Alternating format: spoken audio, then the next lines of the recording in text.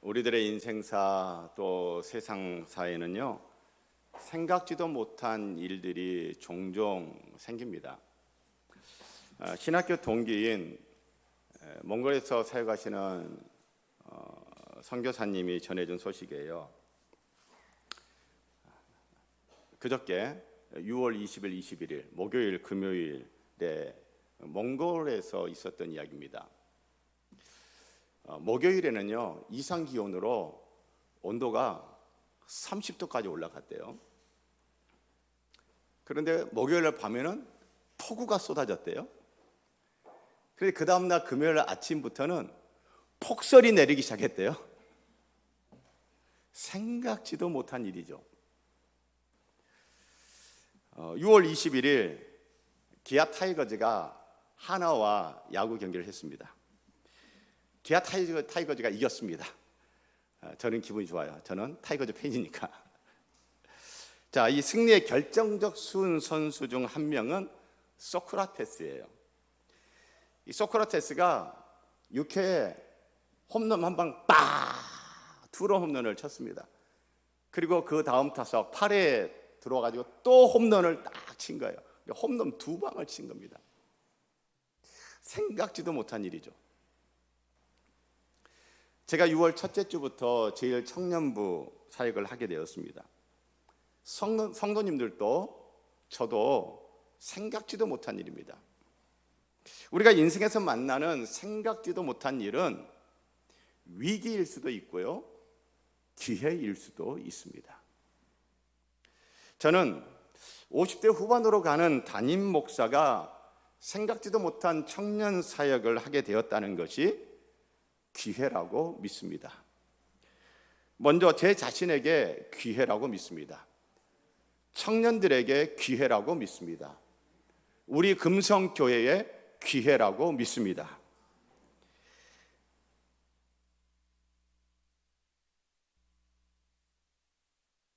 일청년부 수련회가 한 달 뒤에 있는데 현수막을 만들었는데 그 현수막 멋지게 만들었는데 여러분 예배 마치고 내려가시면 예배당 입구에 현수막이 설치되어 있어요. 제가 보여드리지는 않고 예배 마치고 한번 봐보세요. 지난 주일 오후에 청년부 임원 리더들이랑 모임하면서 수련회 주제를 결정을 했어요. 리 청년이다. 리, 알리, 땡땡 청년이다. 리는 영어로 again, 한글로는 다시. 그러니까 리 청년이다는 다시 청년이다. 그게. 자, 주제를 정하고 제가 물어봤어요. 자, 우리 이제 현수막 만들어야 되는데 현수막 업체에다 그냥 의뢰를 할 수도 있지만 저는 청년들 가운데 디자인하는 재능이 있는 청년이 있으면 저희 청년이 했으면 좋겠다는 생각이 들어서 자, 우리 청년들 가운데 이 현수막 디자인할 수 있는 사람 누구 있을까? 제가 물어봤어요. 그랬더니만 저요! 라고 손들고 말한 청년은 없었어요. 다른 청년들이 누구요? 누구? 그런데 그 청년이 바로 현장에 있어서 제가 물어봤습니다. 현수막 디자인 할 수 있냐고. 할 수 있대요. 그래서 제가 그랬어요. 이번 주 안에 다 끝내야 된다고 그랬어요. 네? 디자인, 제작, 설치 이번 주에 다 끝내야 된다고. 왜냐하면 수련회가 한 달밖에 안 남았어요. 이번 주에 다 끝내는데 할 수 있냐고 물어보니까 그 청년이 할 수 있다고 하더라고요. 그런데 여러분 내려가서 보시면 아시겠지만 현수막 이 디자인의 퀄리티가 굉장히 높아요. 현수막을 디자인하고 제작하고 설치하기까지 딱 일주일. 이렇게 청년들은 빠릅니다. 그것도 굉장히 퀄리티 있게 빠릅니다. 아마 청년들 입장에서도 50대 후반으로 가고 있는 담임 목사가 청년부 교육자다? 생각지도 못한 일이었을 거예요. 그런데 제가 보기에는 청년들이 생각지도 못한 일을 기회로 만들려고 하는 것 같아요. 그리고 청년들이 기회로 만들고 있습니다. 자, 사랑하는 성도 여러분, 우리가 함께 외쳐보면 좋을 것 같아요. 한번 따라서 해보시기 바랍니다. 리 청년이다. 다시 청년이다. 오늘 본문에도 생각지도 못한 기회를 받은 사람, 얻은 사람이 나와요. 생각지도 못한 기회를 얻은 사람은 남자가 아닌 여자입니다. 생각지도 못한 기회를 받은 사람은 의로운 사람, 의인이 아니라 죄인입니다. 자, 먼저 여자의 초점을 맞춰 보도록 하십시다. 서기관과 바리새인들이 현장에서 가늠하다 잡힌 여자를 끌고 왔습니다. 그리고 이렇게 말합니다. 5절에 모세는 율법에 이러한 여자를 돌로 치라 명하였거니와. 모세는 율법에, 모세 율법 어디에 이런 말씀이 있는 거예요? 신명기 22장 22절로 24절 말씀에 근거해서 이렇게 말을 하는 것 같아요. 자, 그러면 신명기 22장 22절로 24절 어떻게 성경은 기록되어 있는가? 한번 제가 낭독해 볼 테니까 잘 들어보세요. 어떤 남자가 유부녀와 동침한 것이 드러나거든 그 동침한 남자와 그 여자를 둘 다 죽여 이스라엘 중에서 악을 제할지니라. 처녀인 여자가 남자와 약혼한 후에 어떤 남자가 그를 성읍 중에서 만나 동침하면 너희는 그들을 둘 다 성읍 문으로 끌어내고 그들을 돌로 쳐 죽일 것이니. 자, 여러분, 모세오경, 모세율법에는 간음한 사람 여자만 돌로 쳐 죽이래요. 남자 여자 둘 다 돌로 쳐 죽이래요. 둘 다. 그런데 지금 서기관과 바리새인들은 이 모세율법에 근거해서 말을 한다 하면서 남자와 여자 둘 다 죽여야 한다라고 되어 있습니다라고 말하지 않고 어떻게 지금 말을 하고 있죠? 살짝 비틀어요. 이런 여자는 돌로 쳐 죽이라고 모세율법에 되어 있습니다 라고 이야기를 해요. 제가 보기에 서기관과 바리새인들은요 지금 법 기술을 동원하고 있는 거예요. 당시의 법을 잘 아는 이 기득권 세력인 서기관과 바리새인들이 당시 사회적 약자인 여자에게만 유독 엄한 법, 유독 법을 엄격하게 이 여자에게만 적용을 하는 거예요. 모세의 율법에는 분명 간음한 남자와 여자 둘 다 돌로 쳐 죽이라고 했습니다. 그런데 남자는 어디 있습니까? 여자 혼자 간음했나요? 남자는 어디 있는 거예요? 왜 여자만 잡아왔나요?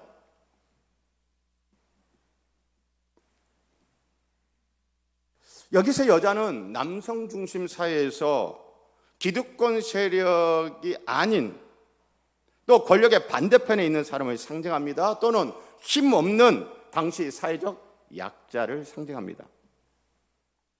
법은 공정해요. 그러나 법 기술자들은 공정하지 않습니다. 서기관과 바리새인들 모세 법 이야기하면서 법 수호자를 자처합니다. 법치주의를 이야기를 합니다. 그러나 오늘 본문에 나오는 이 서기관과 바리새인들은 법 수호자들도 아니고 법치주의자들도 아닙니다. 법 수호자라는 가면을 쓰고 있을 뿐이요 법치주의라는 명분만 내실 뿐이니 실질적으로는 법 기술자들일 뿐이에요. 법은 공정하나 법 기술자들은 공정하지 않아요. 법 기술자를 상징하는 서기관과 바리새인들은 공정하지 않습니다. 왜 여자만 잡아왔어요? 왜 여자만 죽이라고 하는 거예요? 그들은 법하지만 공정하지 않습니다. 심지어 그들이 성경을 언급하고 있어요. 성경에 근거하여 말하지만 공정하지가 않아요. 일명 법기술자들은요, 힘 있는 자에게는 칼을 칼집에서 꺼내지도 않습니다. 법기술자들은 자기 편 사람에게는 칼을 휘두르지 않습니다. 그러나 법기술자들은 힘없는 사람에게는 칼을 빼서 주저하지 않고 푹 찌릅니다. 법기술자들은 칼을 갈고 있다가 자기 편이 아닌 사람은 가차없이 베어버립니다. 여러분, 예수님은 이렇게 힘없는 사회적 약자가 법의 이름으로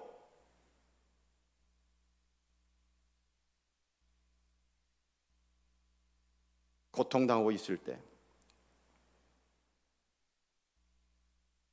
예수님은 사회적 약자인 여자의 편이 되어 주셨습니다. 오늘 보면 이 여자 주변에 있는 사람들 가운데 그 누구도 아무도 이 여자의 편이 없습니다. 그 여자의 편이 되어주는 사람이 아무도 없을 때 예수님은 그 여자의 편이 되어 주셨습니다. 제가 사랑하는 성도 여러분, 힘이 없으신가요? 주님이 편들어 주실 겁니다. 내 편 들어주는 사람이 아무도 없습니까? 주님이 편 들어 주실 겁니다. 그래서요, 교회는, 그래서 예수 믿는 성도는요, 힘없는 사회적 약자의 편이 되어 줘야 하는 거예요. 오늘날 한국 사회에서 내가 편이 되어 줘야 할 힘없는 사회적 약자는 누구일까요? 아니, 내 주변에 내가 편이 되어줘야 될 힘없는 사람, 사회적 약자는 누구인가요? 저와 여러분, 그 힘없는 사회적 약자의 이웃이 되는 한 주이기를 축복합니다. 자, 이제 죄인의 초점을 맞추어 보도록 하십시다. 현장에서 잡혀온 이 여자는 이제 꼼짝없이 죽을 목숨입니다. 바리새인과 율법학자들이, 바리새인과 이 서기관들이 예수님을 올무에 걸기 위해서 간음을 하다가 현장에서 잡혀온 여인을 예수님 앞에 데리고 왔어요. 그리고 질문을 던집니다. 이 여인을 돌로 칠까요? 말까요? 이때 예수님께서 한 행동을 취합니다. 근데 뜬금없는 행동이에요. 어떻게 하시는 거예요? 몸을 굽혀서 땅에다 글씨를 쓰십니다. 그럼 한번 생각해 보세요. 현장에 간음하던 여인을 잡아가지고 왔어요. 그러면서 예수님께 돌로 칠까요 말까요 하는 이 주변에 둘러서 있는 이 사람들 손에 뭐가 있겠어요? 돌이 쥐어져 있습니다. 돌 들고 있는 거예요. 한 손에 돌, 아니면 양손에 돌 들고 있는 거예요. 돌 들고 지금 어떻습니까? 분위기가, 이런 여자는 가만두면 안 돼. 이런 여자는 모세 율법대로 돌로 쳐 죽여야 돼. 석형에 쳐야 돼. 라고 하면서 분노와 증오로 이 지금 격앙되어 있는 분위기.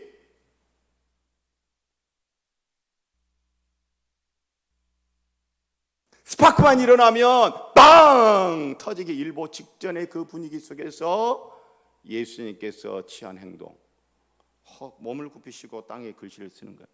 그러니 돌 들고 지금 던지려고 지금 다 준비되어 있는 사람들이 예수님께 질문 던지고 이렇게 있는데 예수님이, 그래서 예수님 몸을 굽히니까 이들 또 어떻게 해요? 눈이 밑으로 가는 거예요. 땅에다 뭐 글씨를 막 써. 여러분, 이 사람들 얼마나 어이가 없겠어요. 그럼 이 격앙된 이 분위기 고조돼 있는데 갑자기 피식 바람이 빠지는 거예요. 확 가라앉는 거예요. 한순간에 가라앉는 거죠.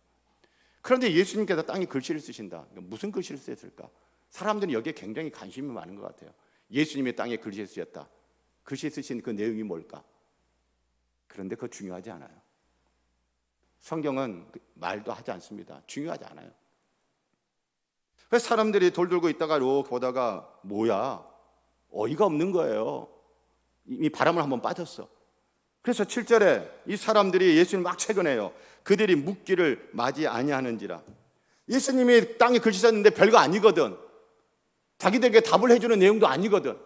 그래서 7절에 묻기를 맞이 아니하니라. 예수님 어떻게 할 거예요? 어떻게 하란 말이에요? 돌로 쳐요 말아요? 예수님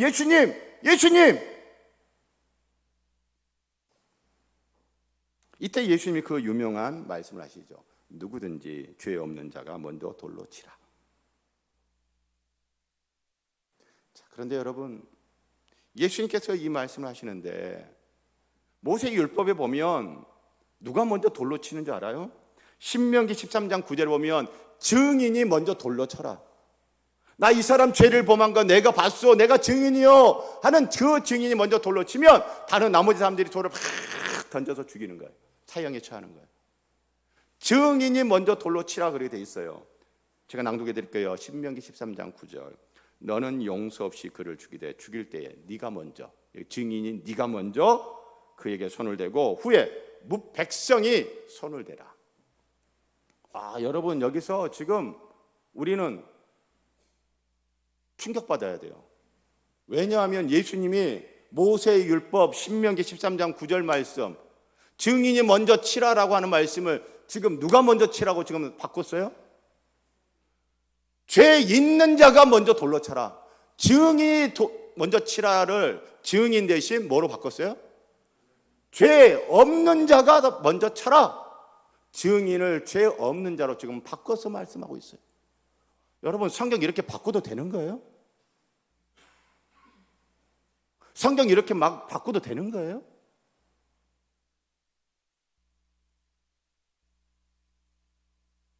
우리가 이 대목에서 생각해야 될게요.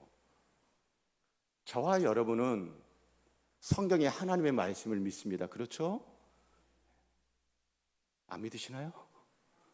성경 하나님 말씀입니다. 그래서 우리는 성경 말씀 바꾸면 돼요, 안 돼요? 안 된다고 알고 있어요. 그런데 예수님 바꾸시네. 이거 어떻게 할 거예요? 여기서 예수님이 우리에게 주시는 교훈이 있는 거예요.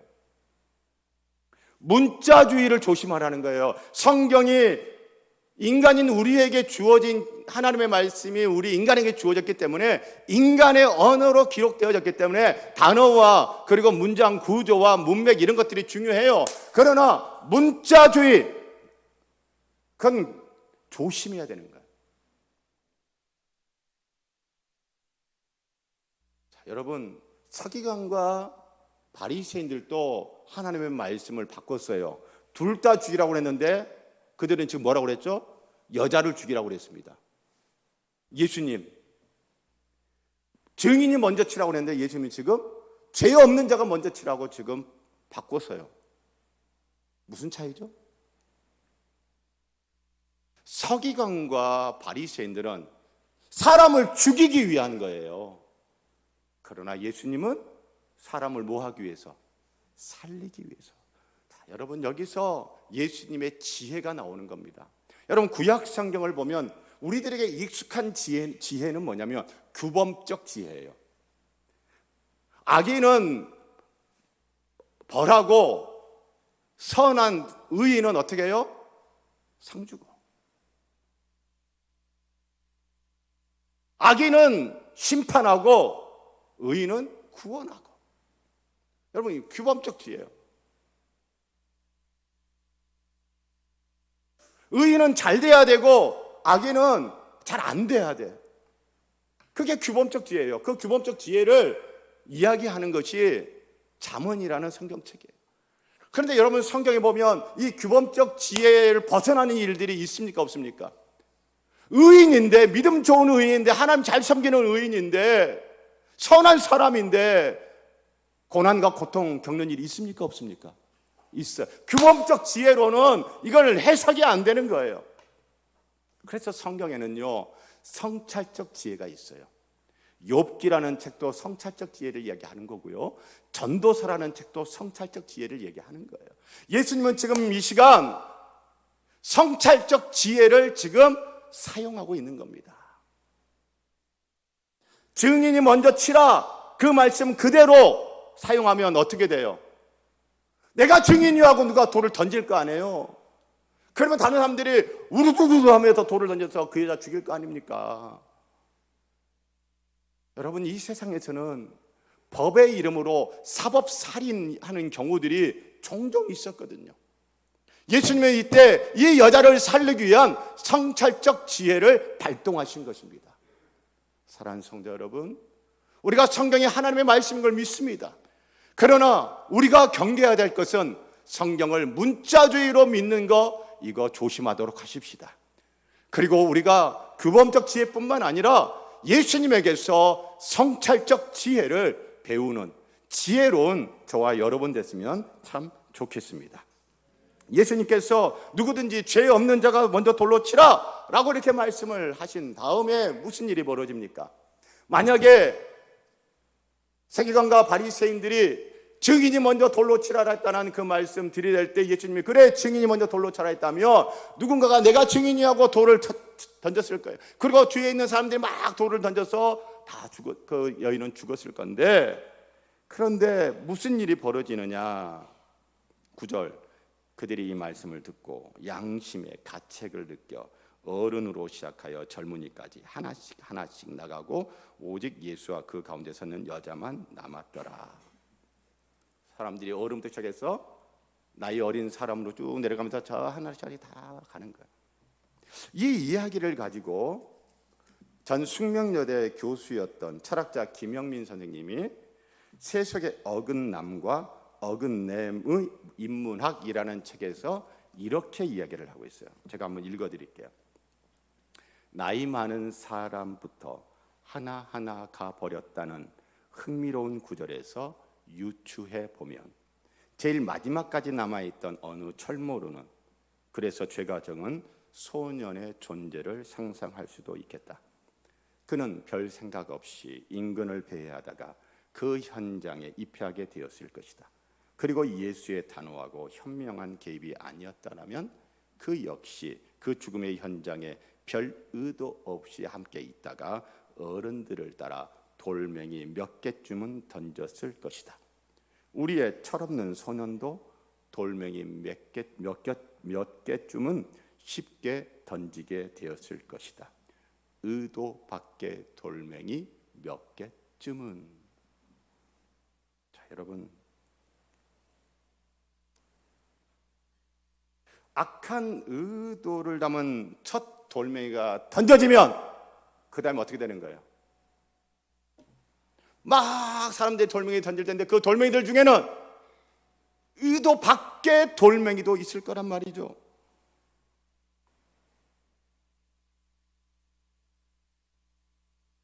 의도 밖의 돌을 던진 사람들은요, 나중에 시간이 흐르면 흐를수록 아마 많은 가책을 받게 될 겁니다. 우리도 집단 속에 함몰되어 얼마나 의도 밖의 돌을 던져왔는지도 모릅니다. 예수님은 악한 의도를 담은 첫 돌멩이를 막았습니다.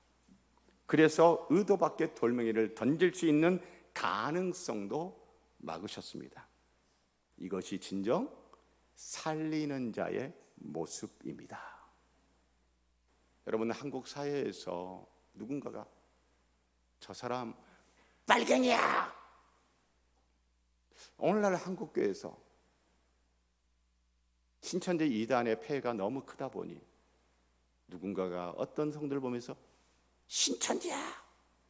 라고 했을 때 여러분 어떤 일들이 벌어졌었고 벌어질까요?